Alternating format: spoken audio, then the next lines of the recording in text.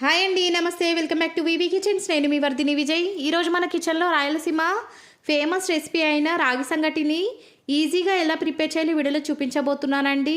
మన పాతకాలం వాళ్ళు ఈ రాగి సంగటిని రెగ్యులర్గా తింటూ ఉండేవాళ్ళు. అందుకనే వాళ్ళు అంత బలంగా అంత హెల్దీగా ఉండేవాళ్ళు. మనం కూడా ఈ రాగి సంగటిని అప్పుడప్పుడు ప్రిపేర్ చేసుకొని తినడం వల్ల మన బాడీకి కూడా ఎన్నో ఆరోగ్య ప్రయోజనాలు లభిస్తాయి.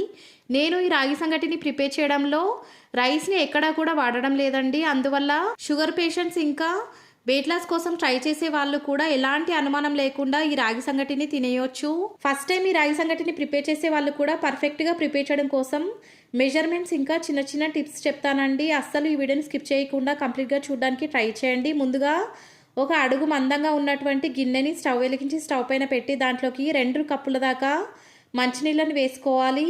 మనం ఏ కప్పుతో అయితే మంచినీళ్ళని వేసుకున్నామో అదే కప్పుతో పిండిని కొలుచుకోవాల్సి ఉంటుందండి. అందుకే మనము ముందుగా ఏ కప్పుతో అయితే వాటర్ని కొలుచుకుంటున్నామో అదే కప్పుతో ఈ రాగి పిండిని కూడా మెజర్ చేసుకోవాల్సి ఉంటుంది. ఇప్పుడు ఈ నీళ్ళలోకి 1 టీ స్పూన్ దాకా ఉప్పుని, మరొక టీ స్పూన్ దాకా నెయ్యిని కూడా వేసుకొని ఈ రెండింటిని కూడా కలిపి ఈ వాటర్ బాయిలింగ్ అయ్యేంత వరకు కూడా మరిగించుకోవాలి. ఇప్పుడు మనం ఏ కప్పుతో అయితే వాటర్ని వేసుకున్నామో అదే కప్పుతో 1 కప్పు దాకా రాగి పిండిని తీసుకొని దాంట్లో నుంచి 2 టేబుల్ స్పూన్ల దాకా రాగి పిండిని తీసుకొని మరొక గిన్నెలోకి వేసుకోవాలి. ఇప్పుడు ఈ గిన్నెలోకి కొంచెం వాటర్ని వేసుకొని రాగి పిండి మొత్తాన్ని కూడా ఈ వాటర్తో పాటు కలిసేలాగా లిక్విడ్ లాగా కలిపేసుకోవాలి. ఈ పిండి మొత్తం కూడా ఈ వాటర్తో పాటు కలిసేలాగా మధ్యలో ఎలాంటి లంప్స్ ఫామ్ అవ్వకుండా ఒక స్పూన్ని యూస్ చేసుకుంటూ ఈ పిండి మొత్తాన్ని ఈ వాటర్తో పాటు ఈవెన్గా కలిసిపోయేంత వరకు కూడా కలిపేసుకోవాలి.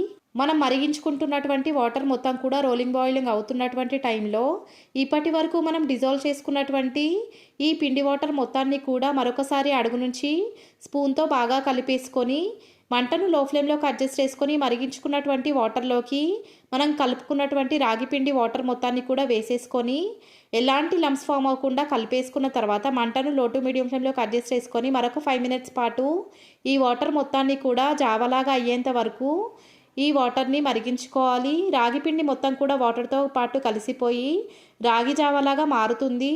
ఇలా మారేంత వరకు కూడా ఈ వాటర్ మొత్తాన్ని కూడా మధ్య మధ్యలో కలుపుకుంటూ మరిగించుకుంటూ ఉండాలి. ఈ వాటర్ మొత్తం కూడా రాగి జావలాగా మారిన తర్వాత ఇందాక మనం కొలిచి పక్కనుంచుకున్నటువంటి పిండిని మంటను లో ఫ్లేమ్లోకి అడ్జస్ట్ చేసుకొని ఈ వాటర్లోకి వేసేసుకోవాలి. ఒకేసారి ఈ పిండి మొత్తాన్ని కూడా వేసేసుకోకూడదు. వీడియోలో చూపిస్తున్నట్టుగా కొంచెం పిండిని వేసి కలుపుకున్న తర్వాత మొత్తం పిండిని వేసేసుకొని ఎలాంటి లంప్స్ ఫామ్ అవ్వకుండా కలిపేసుకోవడానికి ట్రై చేయాలి. మనం ముందుగా కొంచెం రాగి పిండిని వాటర్లో వేసి కలిపేసుకొని ఆ రాగి వాటర్ని ఈ మరుగుతున్నటువంటి నీళ్ళలోకి వేసుకొని రాగి జావలాగా మారిన తర్వాత ఈ మిగిలిన పిండిని వేసుకోవడం వల్ల ఈ పిండి లంప్స్ ఫామ్ అవ్వకుండా ఉండడానికి ఛాన్సెస్ ఎక్కువగా ఉంటాయండి. అందుకే మనం ఎప్పుడు రాగి సంగటిని ప్రిపేర్ చేసినా కూడా ఇదే ప్రొసీజర్లో చేయడానికి ట్రై చేయాలి.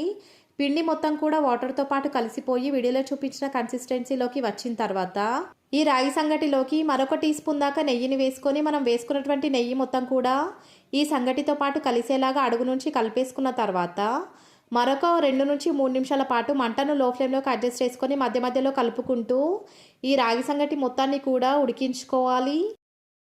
ఈ గిన్నె పైన మూతను పెట్టి మంటను లో ఫ్లేమ్లోకి అడ్జస్ట్ చేసుకొని మాత్రమే మధ్య మధ్యలో కలుపుకుంటూ ఏమాత్రం అడుగు తగలనియకుండా చెక్ చేసుకుంటూ ఈ రాగి సంగటి మొత్తాన్ని కూడా ఉడికించుకోవాలి.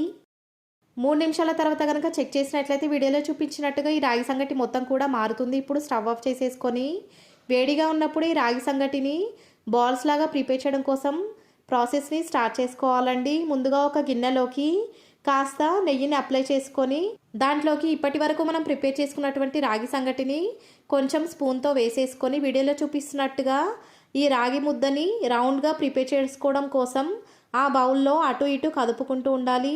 ఇలా గనక చేశారంటే చేయి ఏమాత్రం కాలకుండా ఫస్ట్ టైం ప్రిపేర్ చేసే వాళ్ళకి కూడా ఈ రాగి సంగటి పర్ఫెక్ట్ షేప్లోకి వస్తుంది. ఇదొక ప్రొసీజర్ అండి. మరొక ప్రొసీజర్ చూపిస్తున్నాను.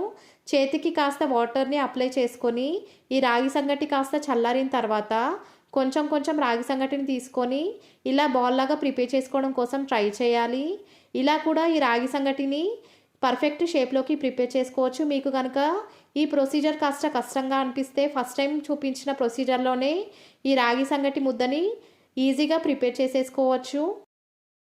ఒకసారి కనుక మీరు వీడియోని కరెక్ట్గా అబ్జర్వ్ చేశారంటే ఈ రాగి సంగటి ముద్ద ఎంత పర్ఫెక్ట్ షేప్లోకి ప్రిపేర్ అయిందో మీకే అర్థమవుతుంది. ఇలాగే మిగిలిన సంగటితో మిగిలిన అన్ని బాల్స్ని కూడా ప్రిపేర్ చేసుకున్న తర్వాత ఈ రాగి సంగటిని మీకు నచ్చినట్టుగా సర్వ్ చేసుకోవచ్చు.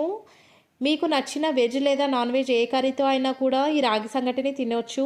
ఈ రాగి సంగటిని ఏ రెసిపీతో అయితే తింటే అదిరిపోతుందో ఆ రెసిపీస్లో veg and non veg recipes అన్నిటి లింక్ కూడా నేను డిస్క్రిప్షన్లో ఇస్తాను. మీకు కనుక ఇంట్రెస్ట్ ఉంటే ఒకసారి డిస్క్రిప్షన్లోకి వెళ్ళి చెక్ చేసేసుకోండి. ఈ రాగి సంగటి టేస్ట్ మాత్రం అద్దిరిపోతుంది. ఒక్కసారి కనుక ఈ రాగి సంగటిని రుచి చూసారంటే వారానికి 2 నుంచి 3 సార్లు తప్పకుండా ప్రిపేర్ చేసుకొని తింటారు. ఇప్పటి వరకు నా ఛానల్ని కనుక సబ్స్క్రైబ్ చేసుకోకపోతే ఒక్కసారి సబ్స్క్రైబ్ చేసుకోండి. సబ్స్క్రైబ్ చేసుకున్న వాళ్ళందరికీ చాలా థ్యాంక్స్ అండి. ఇలాగే నా ఛానల్ని సపోర్ట్ చేస్తూ ఉండండి. ఈ రెసిపీ కనుక మీకు నచ్చినట్లయితే లైక్ చేయండి, మీ ఫ్రెండ్స్ అండ్ రిలేటివ్స్తో షేర్ చేయండి. ఇలాంటి simple and easy tasty traditional recipes కోసం మన ఛానల్ని సబ్స్క్రైబ్ చేసుకోండి. Thanks for watching.